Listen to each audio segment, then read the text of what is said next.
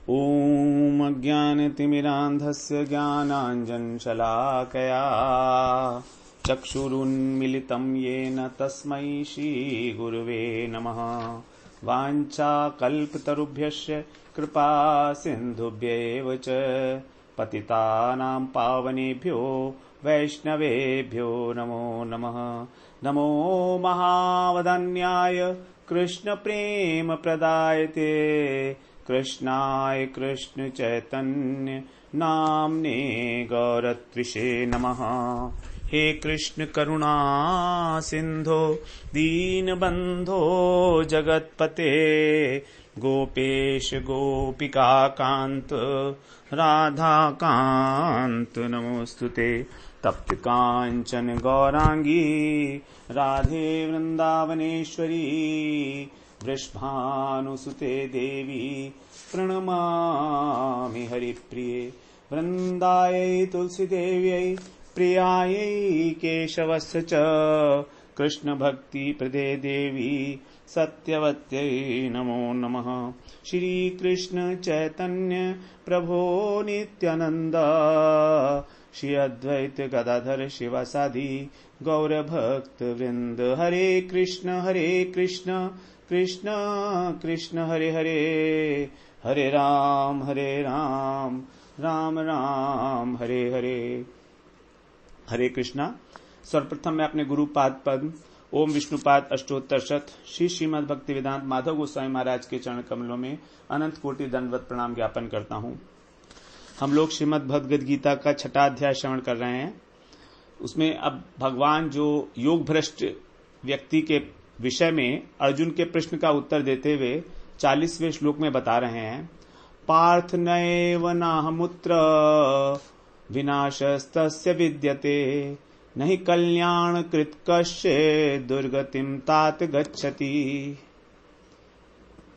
यहां बता रहे हैं, हे पार्थ, प्रथा के पुत्र अर्थात कुंती के पुत्र, उस व्यक्ति का न तो इस लोक में और न परलोक में पतन होता है।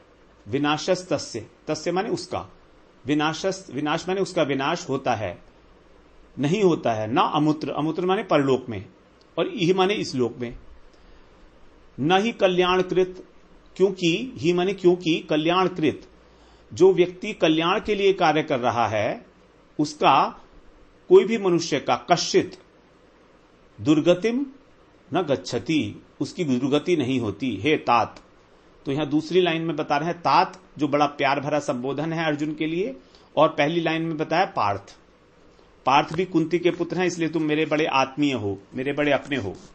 तो यहां पर जो अब आया हमारा न एव इह, ये 3 शब्द हैं, न प्लस एव प्लस इह, अर्थात इस संसार में भी, इस लोक में भी, इह माने इस लोक में भी, अर्थात वर्तमान जन्म में, और नहीं अमूत्र का मतलब परलोक में मरने के बाद, तो उसका पतन नहीं होता। विनाश न विद्यते, अर्थात उसने परमार्थिक मार्ग में जो स्थिति प्राप्त कर ली है वो उससे नीचे नहीं गिरता,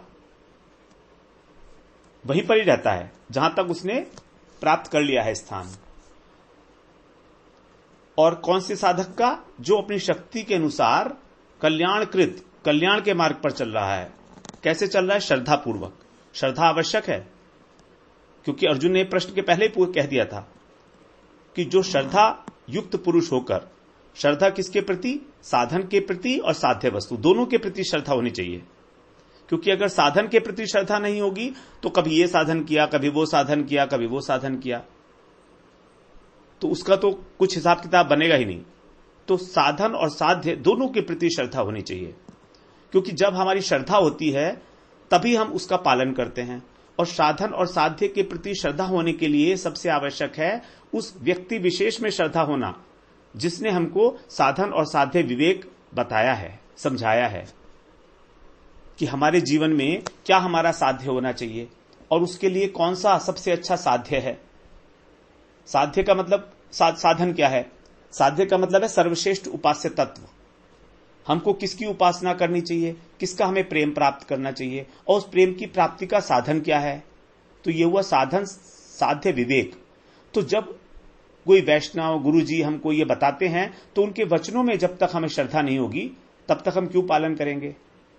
और उनके प्रति हमारी श्रद्धा होनी चाहिए, व्यक्ति विशेष के प्रति।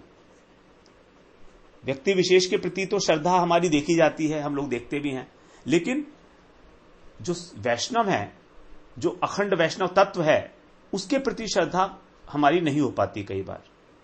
तो वो जो श्रद्धा है वो श्रद्धा नहीं मानी जाएगी, क्योंकि श्रद्धा यदि है तो गुरु तत्व के प्रति है, क्योंकि गुरु एक व्यक्ति विशेष नहीं है, वैष्णव भी एक व्यक्ति विशेष नहीं है, और जबकि हमारी श्रद्धा देखी जाती है व्यक्ति विशेष के प्रति।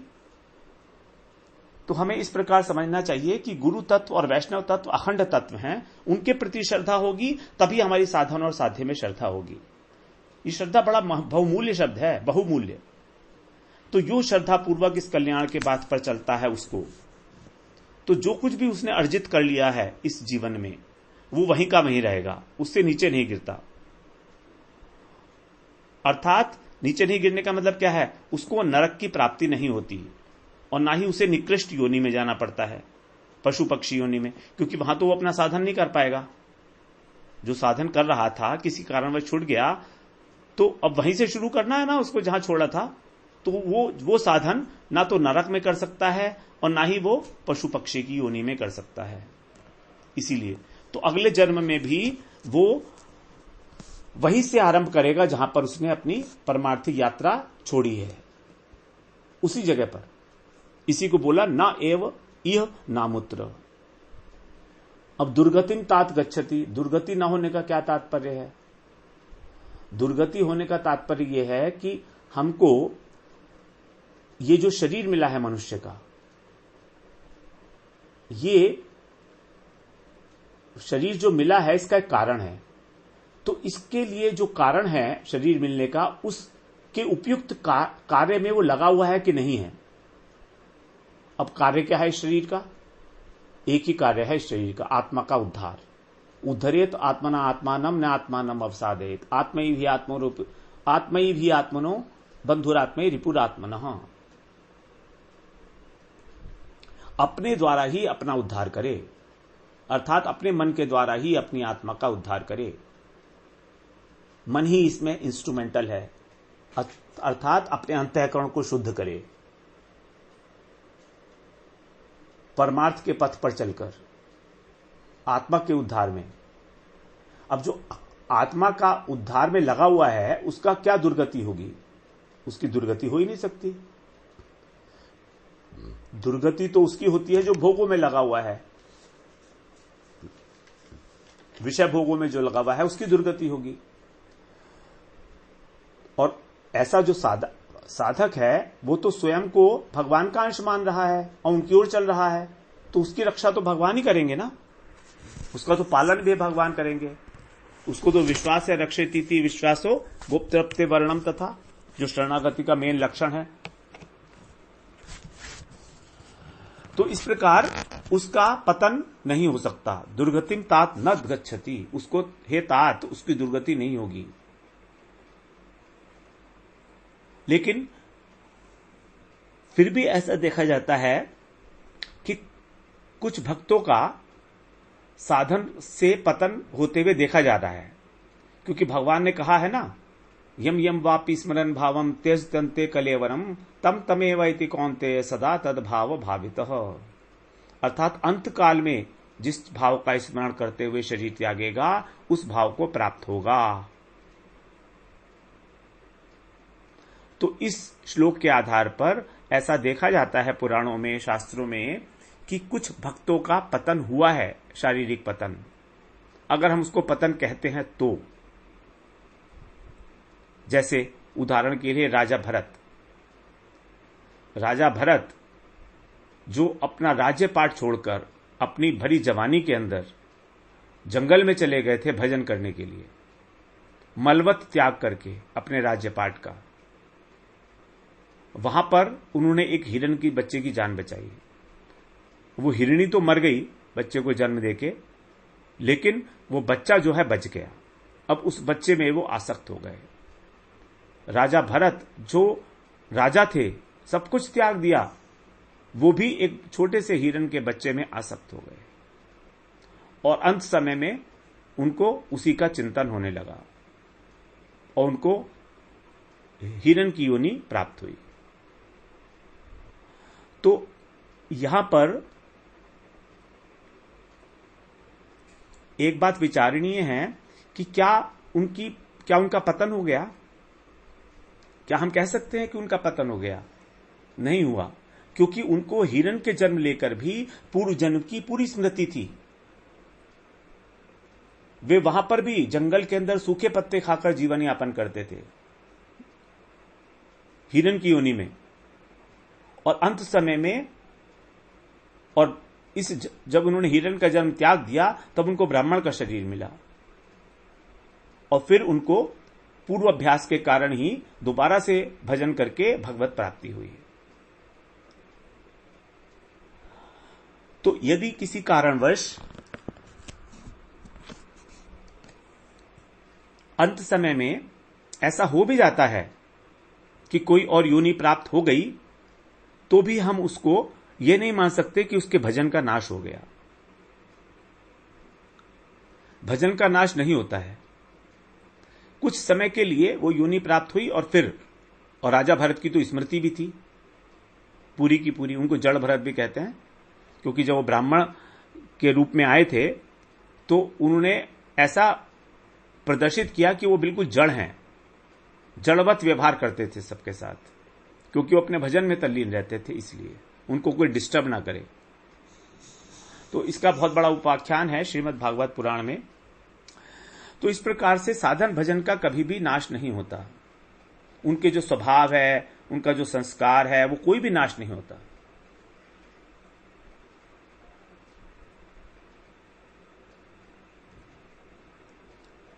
इसके अतिरिक्त भी भगवान कभी कभी भक्तों के जीवन में थोड़ा बहुत कभी अभिमान आ जाता है, अभिमान।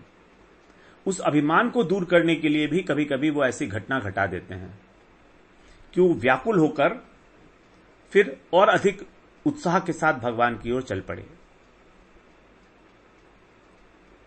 क्योंकि भगवान अपने भक्तों का हमेशा ध्यान रखते हैं, रक्षा करते हैं हमेशा। जिसमें एक बार भी भजन के संस्कार पड़ गए, वे कभी नष्ट नहीं हो सकते। भले चाहे ढक जाएं दुसंग से, गलत संग मिल जाए, गलत आदतें पड़ जाएं, तो परमार्थ पर किया गया कोई भी साधन, परमार्थ के लिए, अपने उद्धार के लिए किया गया कोई भी साधन सत है। सत का मतलब है भगवान, सत वस्तु जो शाश्वत है, और शाश्वत वस्तु होने के कारण उसका कभी नाश नहीं होता। भगवान का ये स्वरूप है सत चित आनंदमय। तो सत जो है शाश्वत, नित्य। ना भावो विद्यते सतः, अर्थात सत का कभी अभाव नहीं होता। 16वें श्लोक में बताया दूसरे अध्याय में भगवान ने। तो राजा भरत के अतिरिक्त भी अनेक उदाहरण हैं इस प्रकार के, जहां पर देखा गया है कि पतन हुआ सा लगता है, लेकिन वास्तव में हम उसे पतन नहीं कह सकते। जैसे अजामिल उपाख्यान, बिल्वमंगल ठाकुर, तो इनका कुसंग के कारण, किसी गलत संगत में पड़ गए और असावधानी के कारण ये वैश्यागामी हो गए, अजामिल भी और बिल्वमंगल ठाकुर भी। लेकिन बाद में अजामिल को वैकुंठ की प्राप्ति हुई और बिल्वमंगल ठाकुर तो भगवान कृष्ण के ही परम परम परम भक्त बने हैं।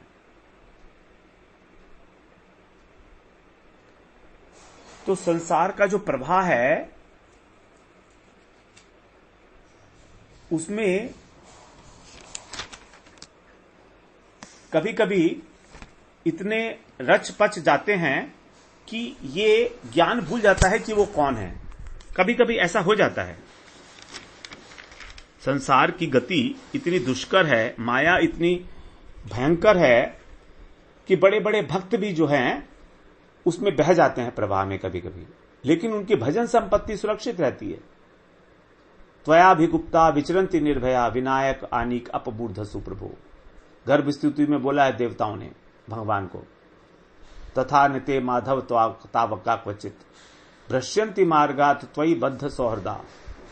आपके चरणों के साथ वो प्रेम की रस्सी से बंधे हुए हैं आपके भक्त, इसीलिए वो आपके द्वारा रक्षित होकर और निर्भय होकर भ्रमण करते हैं। कोई भग नहीं, कोई उनको भय नहीं होता, निरपेक्ष होकर। कारण क्या है कि वो आपकी चरण कमलों से बंधे हुए हैं। यद्यपि वो भ्रष्ट हो गए तो भी, भ्रश्यन्ति मार्गात्, तो भी त्वयि बद्ध सौहृदा। तो जब कभी उनको साधु संग जैसे भी मिल जाता है, उसी समय उसी क्षण उनके अंदर एक बहुत बड़ी क्रांति घट जाती है, एक बहुत बड़ी घटना हो जाती है। वो समझ जाते हैं कि उनके जीवन का उद्देश्य क्या है। वो समझ जाते हैं कि अभी तक गलत रास्ते पर किस तरह से अपने जीवन को वो खराब कर रहे थे। इंस्टेंटली उनकी आंखें खुल जाती हैं, मानो एक एहसास हो जाता है, एक अनुभव हो जाता है कि हमारा जीवन इसलिए नहीं था कि हम केवल संसार में ही रचे पचे रहें। चाहे और अगर कोई साधु संग नहीं भी मिलता उनको, तो कोई विपत्ति आ जाती है उनके ऊपर, सांसारिक विपत्ति।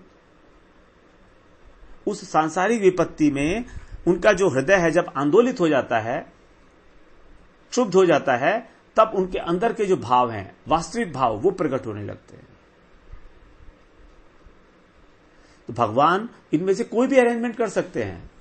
या तो उसको साधु संग करा देंगे और या इसके घोर विपत्ति पे डाल देंगे, संसारिक विपत्ति पे, जिसका कोई सॉल्यूशन ही ना मिले उसे, और उसमें फंसता चला जाए जहां तक कि सब कुछ उसका खत्म हो जाए। भगवान तो यहां तक बताते हैं कि जो उनका भक्त होता है वो उसको बिल्कुल ही कंगाल कर देते हैं। इस तरह के चोर बताया भगवान को, चोराग्रगण्यम तम हम नमामि। भगवान को बताया गया कि भगवान किस प्रकार के चोर हैं। जो चौराष्टक है, चौराग्रगण्य अष्टक है, उसके अंदर भगवान ने उसमें बताया गया है स्तुति करते हुए भगवान की कि क्या करते हैं वो। अकिंचिनीकृत्य पदाश्रितम् यः करोति भिक्षुं पथि गेहहीनम् केनाप्यहोभीषणचोरैर्दृक् दृष्टश्रुतो वा न जगत्त्रयेऽपि। अकिंचिनीकृत्य पदाश्रितम् यः, जो उनके पराश्रित है, चरणाश्रित है, उसको क्या कर देते हैं? निष्किंचन बना देते हैं। निष्किंचन, जिसका कुछ भी नहीं रहा अब। और क्या बना देते हैं उसको? करोति भिक्षुम पथि गेहहीनम। पथि माने रास्ते में घूमने वाला भिक्षु बना देते हैं।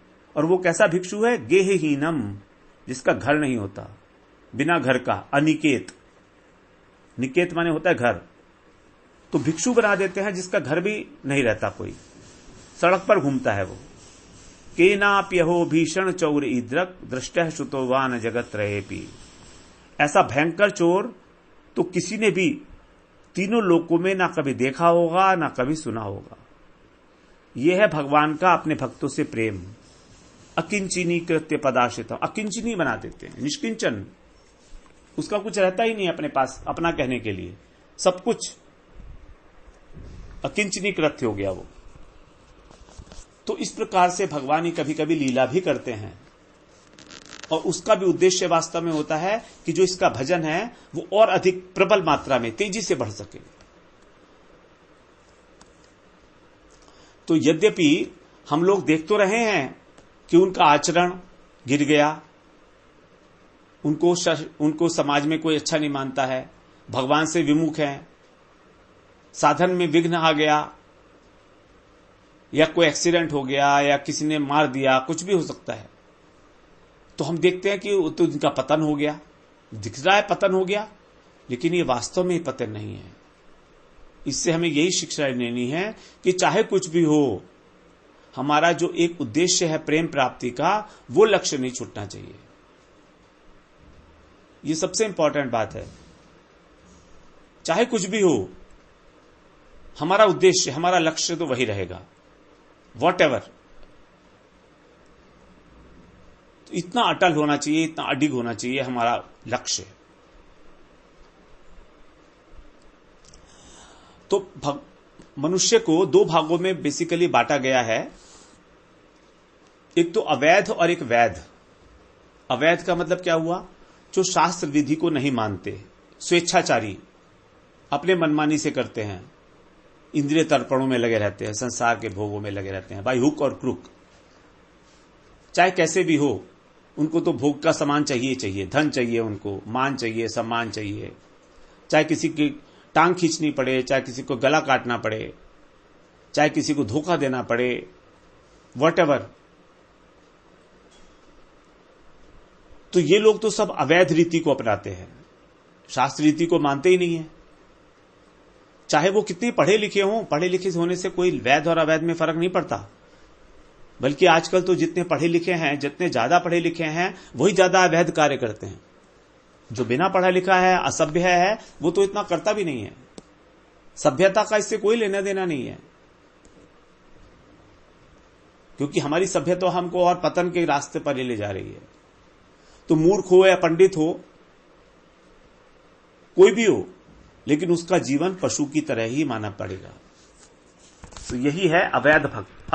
अवैध व्यक्ति सब कुछ अवैध तरीके से करता है, जहां पर विधि नहीं है। शास्त्रों के अनुसार जो विधि का पालन नहीं करता, उसको कहा गया अवैध। और वैध कौन है? जो शास्त्र विधि का पालन करते हैं, जैसे ज्ञानी हैं, कर्मी हैं, भक्त हैं, ये सब वैध हैं। कर्मी भी जो है वो शास्त्र की विधि का पालन करके ही और अर्थ का उपार्जन करता है। धर्म, अर्थ, काम। धर्म का मतलब है शास्त्रों की विधि के अनुसार जो कर्मकांडी क्रियाएं हैं उनको करना।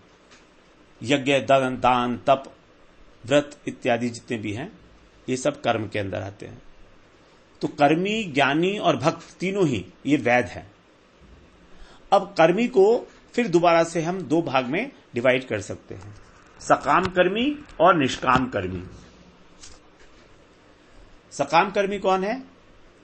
जो इस संसार के तुच्छ विषयों में ही लगा हुआ है, इस संसार के तुच्छ विषयों में ही लगा हुआ है, और उसका उद्देश्य है या तो संसार के विषय या स्वर्ग की प्राप्ति। अर्थात वेदों में जो कर्म कांड बताया गया है उसका ही पालन करता है सकाम कर्मी। पहला तो एक हो गया स्वेच्छाचारी, ये तो दूसरे की बात कर रहे हैं हम, जो वैध भक्त है। तो वैध भक्त भी दो प्रकार के बताए गए। वैध भक्त तो तीन प्रकार के हैं, कर्मी, ज्ञानी और भक्त। इसमें कर्मी फिर दो प्रकार के, सकाम कर्मी और निष्काम कर्मी। तो सकाम कर्मी को तो छोड़ना पड़ेगा, क्योंकि वो व्यक्ति तो इस संसार के भोग और स्वर्ग तक सुख, इतना ही बस।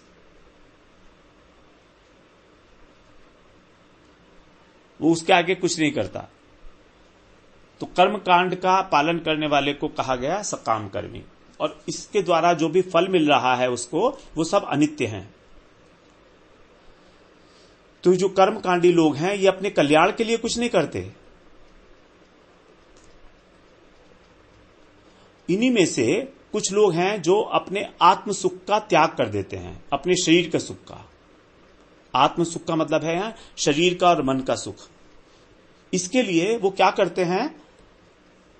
नहीं, आत्म सुख का त्याग करते हैं, मतलब शरीर का त्याग, शरीर के सुख का त्याग करते हैं, और उनको कहा जाता है तपस्वी। तो ये जो तपस्वी लोग हैं, इनका भी उद्देश्य वही होता है, सिद्धियां प्राप्ति करना, सांसारिक भोगों को प्राप्त करना, और अधिक उत्कृष्ट रूप में। चाहे कितना भी इनको शारीरिक कष्ट हो, वो सहते हैं ये लोग। जैसे जितने बड़े बड़े असुर हैं, रावण है, हिरण्यकशिपु हैं, इन लोगों ने बड़ी बड़ी तपस्या की है। रावण ने शंकर भगवान की तपस्या की, अपने 10 सिरों को काट काट के शंकर भगवान को अर्पित किया। हिरण्यकशिपु ने एक पैर के अंगूठे पर खड़ा करके होकर और दोनों हाथों के ऊपर उठाकर ऊपर देखते हुए आंखें बंद करके तपस्या की 60,000 वर्षों तक। और तपस्या करने के बाद जब फल मिला तो उसके बाद प्रहलाद जी पैदा हो गए थे, और प्रहलाद जी की 5 वर्ष की अवस्था में उसको भगवान ने मार दिया। तो 60,000 वर्ष तपस्या करने का फल क्या हुआ? 5 साल का राजपाट, बस उसके बाद मौत।